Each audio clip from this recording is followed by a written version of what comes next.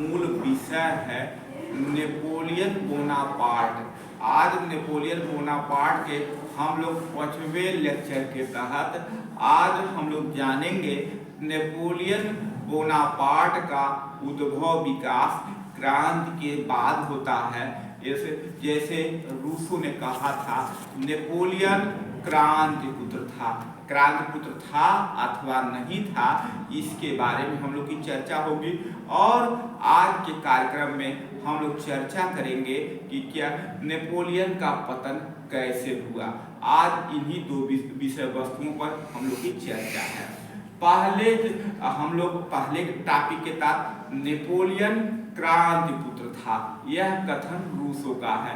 क्या सचमुच वह क्रांति पुत्र था, इसके बारे में तर्क दिया जाता है। पहला तर्क है नेपोलियन का उदय क्रांति के जस्ट बाद होता है। नेपोलियन बोनापार्ट का उदय क्रांति के बाद। आज हम लोग अभी जिस चीज की चर्चा कर रहे हैं वह चर्चा का विषय है नेपोलियन बोनापार्ट। रूसो कहता था नेपोलियन बोनापार्ट क्रांति पुत्र था।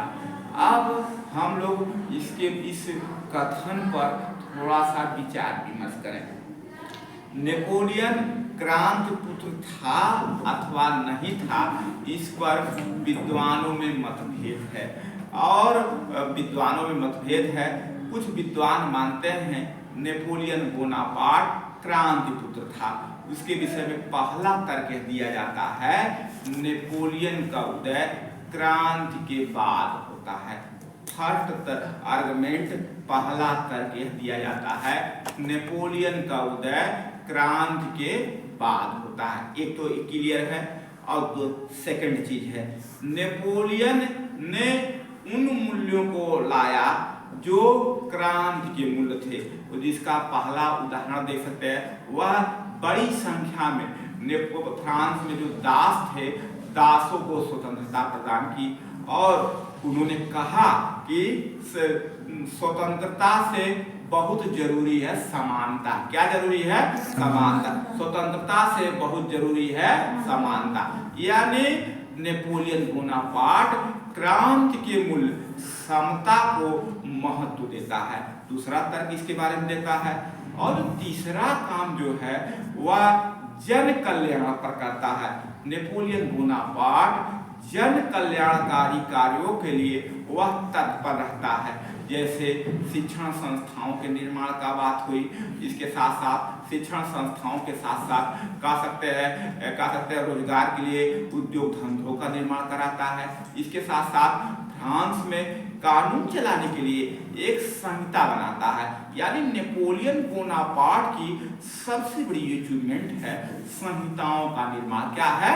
संहिताओं का निर्माण। और नेपोलियन को यदि फ्रांस में कुछ चीज को दिया है वह उसकी संहिताएं हैं। संहिताएं क्या हैं?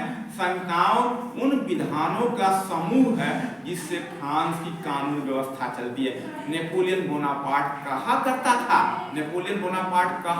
था सही अर्थों में मेरी विजयों से बहुत महत्वपूर्ण कही है तो मेरी संहिताएं। यानी नेपोलियन बोनापार्ट का यह कथन इससे संहिताओं के महत्व को रेखांकित करता है। मेरी विजयों से कहीं बहुत ज्यादा जरूरी है महत्वपूर्ण संहिता। यानी नेपोलियन बोनापार्ट जन कल्याण की बात करता है, समतामूलक समाज की स्थापना पर बल देता है। नेपोलियन का उदय क्रांति के बाद होता है और नेपोलियन ने प्रजा के कल्याण के साथ साथ उन क्रांति के मूल्यों को अपनाया जो फ्रांसीसी क्रांति में अंतर्निहित थे। यानी फ्रांसीसी क्रांति निरंकुश शासन प्रणाली को ध्वस्त करता है।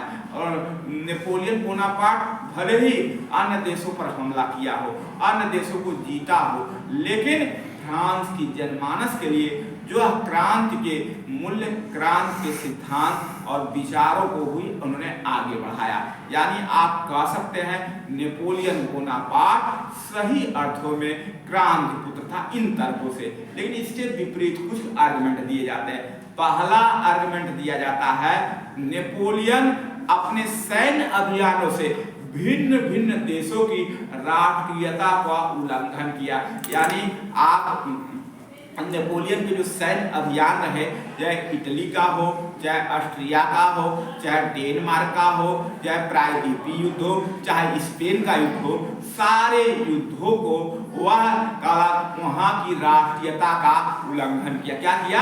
राष्ट्रीयता का उल्लंघन किया। नेपोलियन के अभियानों से राष्ट्रीयता का उल्लंघन होता है। एक इसके खिलाफ तर्क दिया जाता है। सेकंड जो तर्क दिया जाता है, जब राष्ट्रीयता का उल्लंघन किसी देश पर हमले से होता है तो वहाँ स्वतंत्रता बाधित होती है। यानी स्वतंत्रता, किसी भी देश पर यह हमला करके वहाँ के स्वतंत्रता और उसकी संप्रभुता पर यह हमला करता है। एक इसका बड़ा आर्गुमेंट है।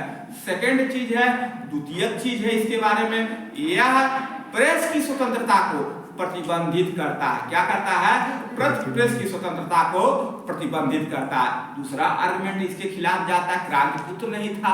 और तीसरा चीज है, वह जनता की भावनाओं का अनादर किया और जिन क्षेत्रों को जीता, जो उसके सगे सहयोगी थे, उनको वहां पर नियुक्त न करके अपने सगे संबंधी नात रिश्तेदारों को वहां का शासक नियुक्त कर दिया।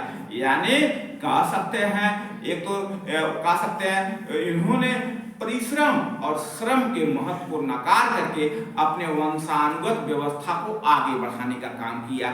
नेपोलियन बोनापार्ट इन अर्थों में कहा जा सकता वह क्रांतिपुत्र नहीं था। यानी रूसो कहता था नेपोलियन क्रांतिपुत्र था, और क्रांतिपुत्र है अथवा नहीं है, इसमें विद्वानों ने भिन्न भिन्न तर्क दिए। अब प्रश्न उठता है, इतना बड़ा पराक्रमी व्यक्ति, इतना बड़ा महान योद्धा व्यक्ति, इतना बड़ा राष्ट्रनायक व्यक्ति, कैसे नेपोलियन का पतन होता है? आज हम लोग नेपोलियन के पतनों के बारे में हम लोग जानेंगे। नेपोलियन बोनापार्ट का पतन कैसे हुआ, पतन का मार्ग कैसे प्रशस्त हुआ, आज हम लोग उसको जानेंगे। आज इस हम लोग इस लेक्चर के माध्यम से यह जानेंगे नेपोलियन बोनापार्ट का पतन कैसे हुआ। पहला पतन का कारण उसकी असीम महत्वाकांक्षा थी। क्या थी? नेपोलियन बोनापार्ट का पतन के पीछे सबसे बड़ा कारण उसकी असीम महत्वाकांक्षा थी। नेपोलियन के बारे में एक विद्वान ने कहा था, काश 1807 में तिलसिट की संधि के बाद नेपोलियन की मृत्यु हो जाती तो हो सकता था नेपोलियन यूरोप का सबसे चमत्कारिक व्यक्ति होता, लेकिन ऐसा हुआ नहीं। यानी दुनिया में जो भी साम्राज्य बने हैं, जो भी राज्य बने हैं, उनका आज नहीं तो कल पतन होता है। यानी जिन राज्यों का निर्माण हुआ है वह आज नहीं तो कल पतित जरूर हो जाएंगे।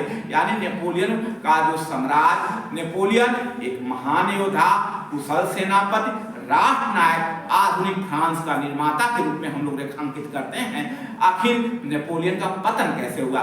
सबसे बड़ा कारण उसकी असीम महत्वाकांक्षा। क्या है? असीम महत्व। नेपोलियन बोनापार्ट की महत्वाकांक्षा असीम थी।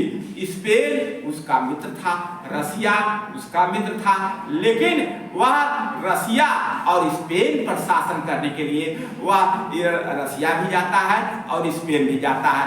और 1812 ईस्वी के लगभग वह कहाँ जाता है? रूस जाता है, और रूस के बाद वह स्पेन जाता है। स्पेन उसका परम मित्र था। स्पेन अभियान में उसको कामयाबी नहीं मिलती है, और स्पेन चूंकि पहाड़ियों से ढका हुआ राष्ट्र था, ऐसे में उसके सैनिक पहाड़ों पर नहीं लड़ सकते थे। इस कारण से नेपोलियन का स्पेन अभियान असफल हो जाता। नेपोलियन के स्पेन अभियान की विफलता के बारे में नेपोलियन स्वयं कहता था, मेरी स्पेन का नासुर ने मेरा अंत कर दिया।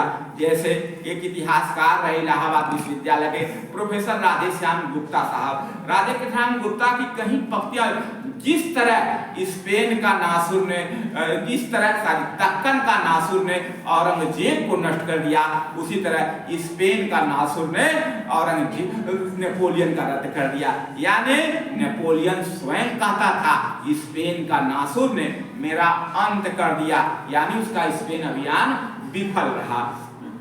इसके साथ साथ 1808 से 13 के बीच स्पेन और पुर्तगाल के बीच जो इसे प्रायद्वीप के नाम से जाना जाता है, स्पेन और पुर्तगाल के बीच प्रायद्वीपीय युद्ध होता है। स्पेन और पुर्तगाल के साथ नेपोलियन का प्रायद्वीप, स्पेन और पुर्तगाल को मिला के प्रायद्वीप बनता है और 1808 से लेकर 1813 तक यह प्रायद्वीपीय युद्ध होता है, जिसमें नेपोलियन बोनापार्टा को निराशा हाथ लगती है। इस निराशा के बाद नेपोलियन बोनापार्टा का जो हिम्मत थी वह जवाब दे दी, यानी कह सकते हैं कि प्रायद्वीपीय युद्ध में उसका निराशाजनक, उनके सैनिकों को द्वारा निराशाजनक प्रदर्शन या उसकी असफलता, स्पेन अभियान में उसकी असफलता, इन परिस्थितियों में कह सकते हैं यह उसकी असीम महत्वाकांक्षा थी। यानी नेपोलियन बोनापार्ट विजेता था, लेकिन उसकी विजेता के रूप में असीम महत्वाकांक्षा ने उसे कह सकते हैं उसे अलग के रूप में परिभाषित किया, या उसकी असीम महत्वाकांक्षा उसके पतन का कारक बनती है।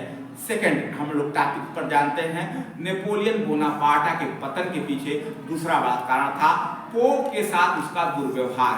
अब पोप और नेपोलियन बोनापार्ट यह जानता था हम इंग्लैंड को, क्योंकि उसकी नौसेना अत्यंत कमजोर है, अत्यंत शक्तिशाली है, हम सेना के माध्यम से इंग्लैंड को नहीं हरा सकते।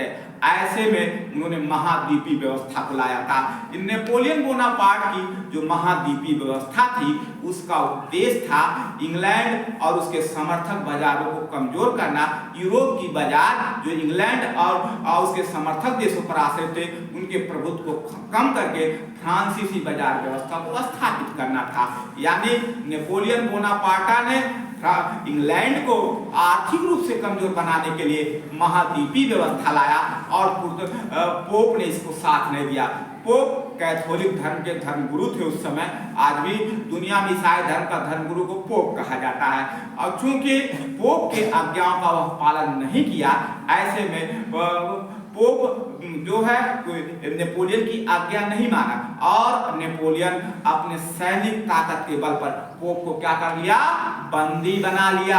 और पोप को जो बंदी बनाने का उसका दुष्परिणाम यह हुआ, पूरे कैथोलिक जगत के लोग नेपोलियन से नाराज हो गए। यानी पोप के साथ दुर्व्यवहार यह नेपोलियन कह सकते हैं कैथोलिक समाज में एक निराशा, गुस्सा का वातावरण तैयार किया। पोप के साथ उसका गलत व्यवहार, उसके साथ दुर्व्यवहार यह गलत है, यह उसको उसका परिणाम है। और तीसरा जो कारण होता है नेपोलियन बोनापार्ट के पतन का, वह उसकी महाद्वीपीय व्यवस्था। नेपोलियन की जो महाद्वीपीय व्यवस्था रही वह इस नेपोलियन के पतन का मार्ग प्रशस्त करती है, नेपोलियन के पतन का मार्ग प्रशस्त करती है। क्या उसकी महाद्वीपीय व्यवस्था आप लोगों को कल विस्तृत लेक्चर में बताया गया था। नेपोलियन बोनापार्टा की महाद्वीपीय व्यवस्था नेपोलियन के पतन का मार्ग प्रशस्त करती है। हम कैसे इसको सिद्ध करें, देखिए नेपोलियन की महत्वाकांक्षी जो योजना थी उसकी महाद्वीपीय व्यवस्था थी। चूंकि नेपोलियन जानता था वह इंग्लैंड एक नौसेना की दृष्टि से अत्यंत शक्तिशाली राष्ट्र है और नौसेना के बल पर हम इंग्लैंड को नहीं हरा सकते, सैनिक ताकत के बल पर। ऐसे में इंग्लैंड को आर्थिक रूप से कमजोर बनाना, इंग्लैंड की बाजार व्यवस्था को कमजोर करना नेपोलियन की महाद्वीपीय व्यवस्था का उद्देश्य था।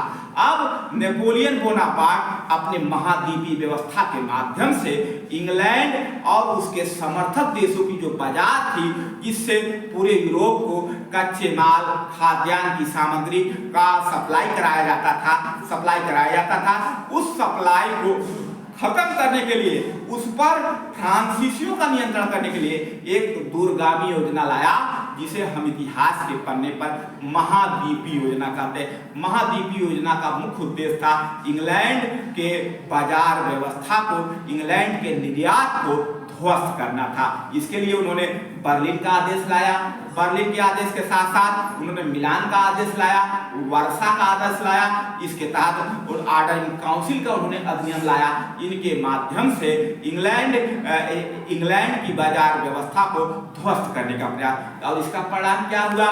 जो इंग्लैंड समर्थक देश थे वह नेपोलियन बोनापार्ट से नाराज हो गए और वह नेपोलियन बोनापार्ट से दूरी बना लिए। और दूसरा, जिन देशों को माल की आपूर्ति थी वह माल आपूर्ति नहीं हो पाया, वे भी देश नेपोलियन से नाराज हो गए। यानी आप कह सकते हैं, आप देख सकते हैं, नेपोलियन बोनापार्ट की महाद्वीपीय व्यवस्था का परिणाम रहा इंग्लैंड समर्थक देश फ्रांस से दूर हो गए। और जिन देशों को इंग्लैंड कच्चे माल की आपूर्ति करता था, संसाधनों की आपूर्ति करता था, इंग्लैंड की बाजार इसको भेजती थी, उस बाजार से उसके समर्थक देश दूर हो गए। इससे भी यह नाराजगी हुई। और चौथा चीज था, नेपोलियन स्वयं को अपने को गार्ड समझ लिया था। नेपोलियन के सैनिक, नेपोलियन एक ऐसा व्यक्ति था, वह किसी के हस्तक्षेप को पसंद नहीं करता। नेपोलियन किसी के हस्तक्षेप को वह नेपोलियन किसी के हस्तक्षेप नहीं वो मानता था। यानी नेपोलियन एक ऐसा शासक था, नेपोलियन बोनापार्ट एक ऐसा शासक था, किसी भी बाहरी हस्तक्षेप को नहीं मानता था। यानी और नेपोलियन के और भी पतन के कारण रहे। वह पतन का कारण के रूप में देख सकते हैं उसकी वह परामर्शदाता, यानी उसके साथ जितने लोग सहयोगी के रूप में रहे, इन्होंने सभी की आज्ञाओं का उल्लंघन किया। यानी वह अपनी बात को मानता था। और इसके साथ साथ जो इसका जो जीवन का जो आखिरी युद्ध होता है 1815 में, जिसे हम इतिहास के पन्ने पर वाटरलू का युद्ध कहते हैं। वाटरलू एक स्थान है यूरोप का, वहां पर मित्र राष्ट्र और नेपोलियन के बीच एक युद्ध होता है जिसमें नेपोलियन की पराजय होती है। नेपोलियन की पराजय के बाद नेपोलियन सेंट हेलेना द्वीप जाता है, जहां 5 मई 1821 को मृत्यु हो जाती है। नेपोलियन एक महान शासक था, एक महान विजेता था, एक राष्ट्रनायक था, एक योद्धा था और दुनिया के अधिकांश देशों को विजित किया। लेकिन अब प्रश्न उठता है, नेपोलियन का पतन के पीछे उसकी असीम महत्वाकांक्षा, उसकी महाद्वीपीय व्यवस्था, उसके स्पेन अभियान, इसके साथ साथ कह सकते हैं और भी उसकी कुछ मानवीय भूलें रही जो नेपोलियन के पतन का मार्ग प्रशस्त कर दिए। नेपोलियन दुनिया के महान योद्धाओं में था। आज हम लोग इस बात को नोट करते हैं।